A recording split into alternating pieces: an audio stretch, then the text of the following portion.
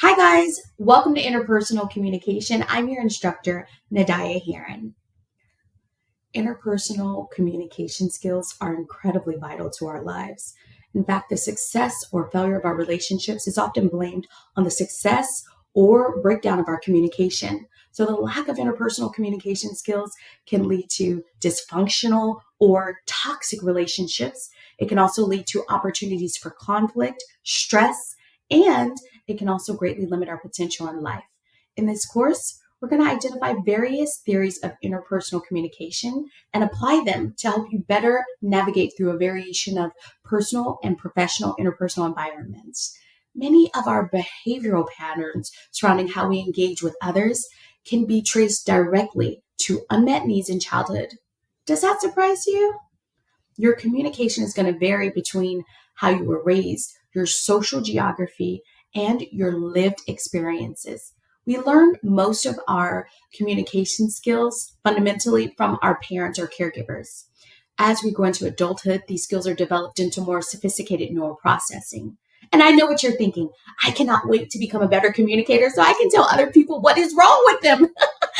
Not so fast. The journey to becoming a better communicator starts with you. Interpersonal communication begins with understanding ourselves, our self-concept. Our self-concept is made up of our self-esteem, how we feel about ourselves, our self-image, and the different things that you excel at in your life. Whether it be positive or negative, everybody has a unique blend of gifts and talents, something to offer to the world. So this theme of who am I and how am I showing up in the world is the primary and final element that we're going to explore. It's important because it reflects how we communicate and it explains a lot about human behavior. Understanding this theory of self-concept can also help us manage communication with others. And this is particularly true if you're in a combative, volatile, or abusive relationship. We're going to learn how to set boundaries, how to set limits, and be assertive about our values and our beliefs above all else. And we're going to learn how to create emotional space to express how others' actions have affected us, and also examine where we've fallen short in our relationships. As a class, one of our big projects is we're going to explore one major interpersonal relationship in your life. We're going to measure our progress and keep track of it, measuring our objective within those relationships. During this project, you get the opportunity to be quiet, listen. And this is really difficult because a lot of people want to be in control in their relationships.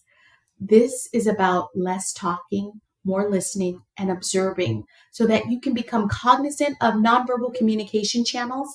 And we're also going to strive to extend empathy.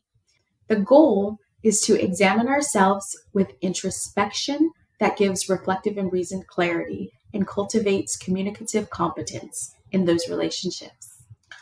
One of the main theories that I'm really excited that we get to explore is conflict resolution. How do you fight? This is going to help us when we go into new situations where we literally have to assess, how do I deal with this person who has a difficult personality, who is narcissistic, who is unwilling to change? One of the most important lessons that we can learn in life is that sometimes communication breaks down in relationships and sometimes it can be salvaged, but sometimes it is beyond repair. And knowing when to walk away is an essential life skill. It is, in fact, one of the greatest exercises of human agency. We're also going to cover a range of interpersonal communication theories.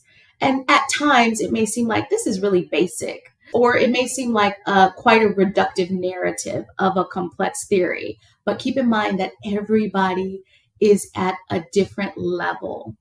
So we want to keep it simple so that people can actually put these theories into practice and adopt them into a number of strategies so that we can manage uncertainty in communication situations, whether it be a job interview, meeting a new person, whether they be passive strategies, active strategies, or interactive strategies.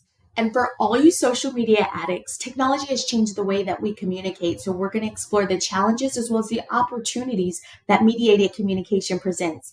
How we use social media to engage in impression management is something that we're going to explore as well. Like, are you the person that only posts perfect pictures of yourself and presents, only a one-dimensional image? We're going to explore, like, privacy and social media, privacy and mediated technology. Are you willing to swap cell phones with your boyfriend or girlfriend or your partner?